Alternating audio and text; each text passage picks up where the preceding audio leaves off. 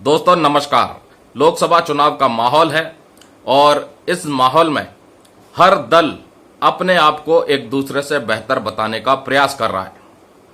बताना चाह रहा है कि किस तरीके से उनकी सरकार अगर आएगी तो क्या होगा, और जो सत्ता में है वो बताने का प्रयास कर रहे हैं कि उनकी सरकार के रहते देश का कितना विकास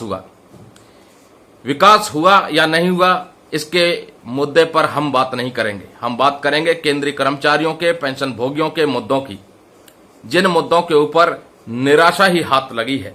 शुरुआत करेंगे पूर्व सैनिकों से, जिन्होंने कभी सेना में, रक्षा क्षेत्र में अपनी सेवाएं दी। जीवन का एक बहुत बड़ा कालखंड देश के रक्षा क्षेत्र में समर्पित कर दिया और बदले में उनको क्या मिला? 1 रैंक 1 पेंशन में भारी विसंगतियां, जिनका भारी विरोध हुआ, धरने देखने को मिले, रैलियां देखने को मिली, लेकिन सरकार ने उन विसंगतियों को दूर नहीं किया।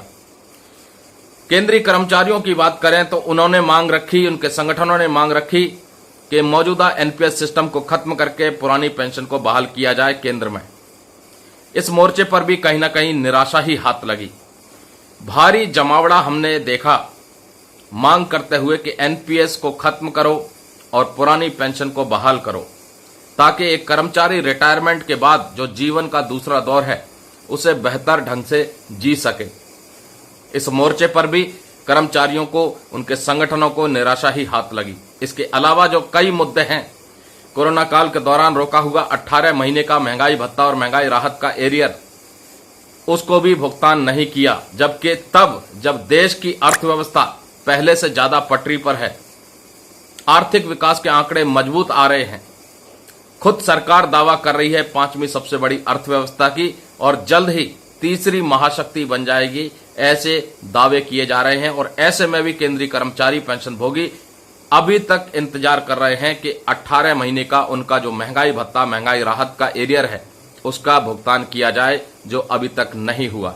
पुराने पेंशनर वो इंतजार कर रहे हैं कि उन्होंने जो 1 साल की सेवा सार्वजनिक संस्थानों में दी, देश की सेवा की, उसके बदले उनको एक इंक्रीमेंट मिलना चाहिए था, लेकिन वो विभागों की तरफ से नहीं दिया गया।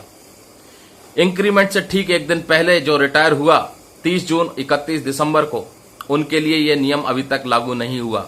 ये लागू कब से किया गया है? 11 अप्रैल 2023 के बाद, जो 30 जून और 31 दिसंबर को रिटायर हुआ है, और जो भविष्य में रिटायर होगा उनके लिए ये बेनिफिट एक्सटेंड किया है। उससे पहले जो पेंशनर गए हैं वो आज भी इंतजार कर रहे हैं। यहां पर याद दिला दूं कि सुप्रीम कोर्ट ने एक पिटीशन में पिटिशनर को रिलीफ दिया 30 जून 2006 से, यानी कि उनको जो एक इंक्रीमेंट का लाभ मिलेगा वो 30 जून 2006 से मिलेगा। तो क्या सरकार को सुप्रीम कोर्ट के उस जजमेंट को आधार बना के सार्वजनिक रूप से सभी पेंशनरों के लिए लागू नहीं करना चाहिए, जो उसी सिमिलर सिचुएशन में सिचुएटेड है? आखिरकार लगभग 1 साल पूरी होने को आ गई है सुप्रीम कोर्ट के जजमेंट को आए हुए, लेकिन अभी तक सरकार ने नोशनल इंक्रीमेंट पुराने पेंशनर्स के लिए लागू नहीं किया। ये बेहद ही निराशाजनक है। पे कमीशन का गठन, जिसकी मांग बार बार हुई, लेकिन वो भी अभी तक गठित नहीं हुआ, और ना ही इस बात का खुलासा किया गया कि आखिरकार किस दूसरे फॉर्मूले के तहत केंद्रीय कर्मचारियों की सैलरी रिवाइज की जाएगी, क्योंकि हर 10 साल के बाद यह परंपरा बनी आई है कि वेतन आयोग के माध्यम से केंद्रीय कर्मचारियों की सैलरी रिवाइज होती है।